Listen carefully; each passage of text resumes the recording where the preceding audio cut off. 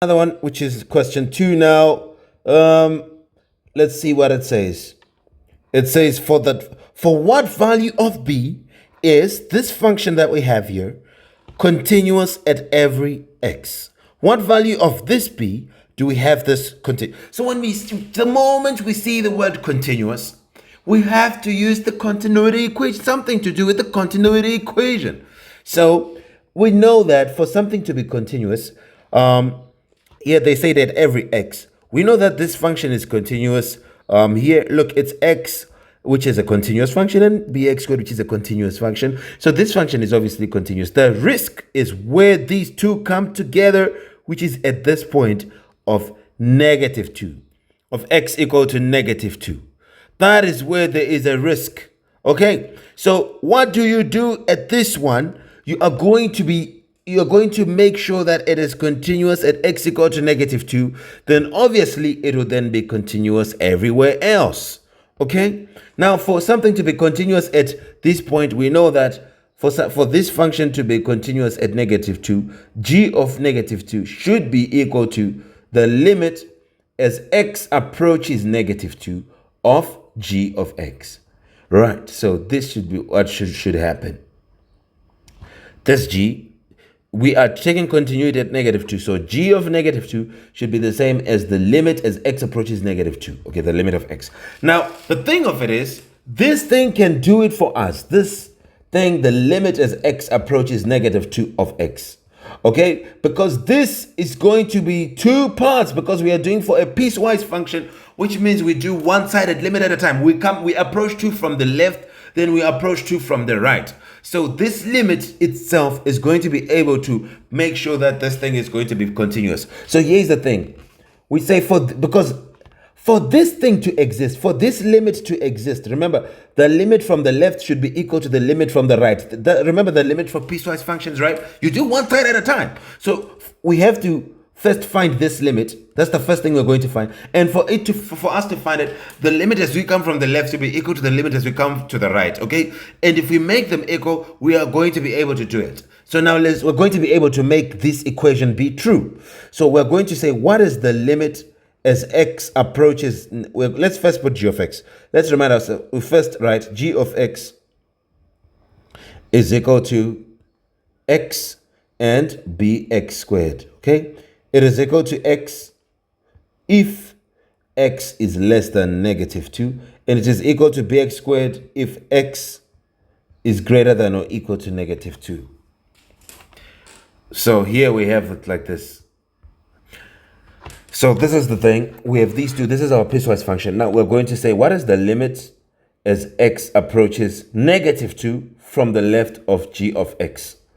What is this going to be? So the thing of it is, remember that as we come from the left or coming from the right, we are just separating the two functions, okay? So if we're coming from the left, we are less than 2, right? We're coming from the side, which is less than 2. That is what happens if we're coming from the left of -2. It's less than. If from the right, it will be greater than. So we're coming from the left of -2, which is less than, means we're going to have to use this function as our g of x, because we are having x less than -2. So this is going to be the limit as x approaches -2 from the left of. What do we use as g of x? We use this one, x, because it's the one when x is less than -2. So this is going to be, since it's a polynomial, how do we find the limit of this? Just an x, we substitute. What do we substitute? -2 into there, okay? Don't worry about coming from the left. What we substitute is the value. So this is just going to be -2 where there's x, and that will be your final answer. And now we're going to say, what is the limit? We can now say the limit as x approaches -2 from the right of g of x. This is going to be equal to the limit as x approaches -2 from the right. Who do we now choose as g of x? We're coming from the right, which means we are bigger than -2. That means we have to use this function of what? So this is going to be the limit of bx squared. Now, remember that this limit is supposed to exist. So, and the only way it can exist, this limit should be equal to this other one. The coming from the left should be equal to the right. So you can now come and say, for limit to exist,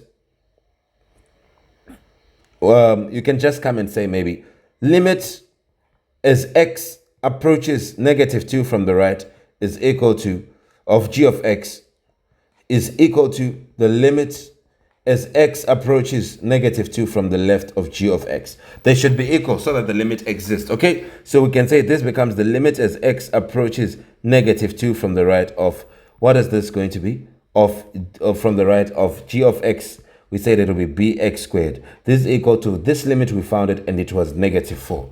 Okay, it is negative 2 rather. So now our job is, we found that the limit as x approaches negative 2 from the right is equal to is going to be equal to negative 2. Now the thing of it is, what is this limit as x? Maybe I should resolve it a little bit more, because we know what to do here. The limit is x approaches negative 2 from the right. This is a polynomial, right? So what do we just do? We substitute the negative 2. So this should be, where there is x, we put negative 2. So it's b times negative 2 all squared, which is equal to negative 2 all squared becomes a positive 4, which is 4b. So this limit is a 4b. And sorry for that. Sorry for the haphazard thing. Sorry. So this is going to be the limit. Okay? So this is what happens. So so what did we do? We found the limit as x approaches negative 2 from the left, and we found it to be negative 2. And here x approaches negative 2 from the right, we got it as 4b. So now these two should be equal to each other for this limit to exist. So we are saying the limit as x approaches negative 2 from the right should be equal to the limit as x approaches negative 2 from the left. Here we found it as 4b. 4b should be equal to negative 2, and we have b being equal to negative 2 all over 4, which is going to be equal to negative 1 over 2. So b is equal to, negative comes out,